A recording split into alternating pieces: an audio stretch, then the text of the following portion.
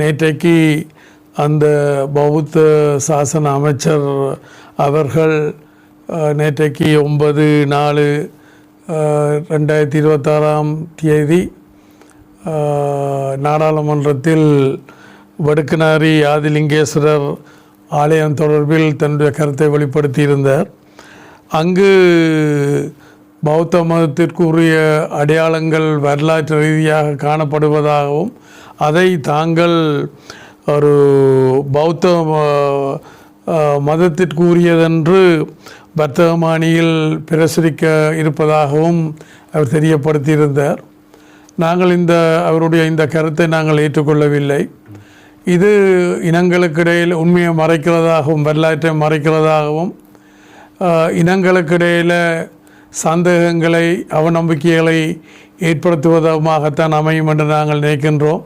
இந்த அடிப்படையில் தான் ஏற்கனவே நாங்கள் ஆட்சியில் இருந்த பொழுது அதை கையாண்டு ஒரு சுமூக நிலைமைக்கு கொண்டு வந்திருந்தோம். ஆனால் தூரவஷ்டவசமாக இன்றைய நிலைமை அதை மாற்றியமைக்கின்றது போலத்தான் தெரிகின்றது. அந்த வகையில் இது தொடர்பாக விளக்கி எவ்வாறு நடவடிக்கைகள் எடுக்க வேண்டும் என்பது தொடர்பாக அனுர ஜனாதிபதி அவர்களுக்கு நான் ஒரு கடிதம் அனுப்ப இருக்கின்றேன்.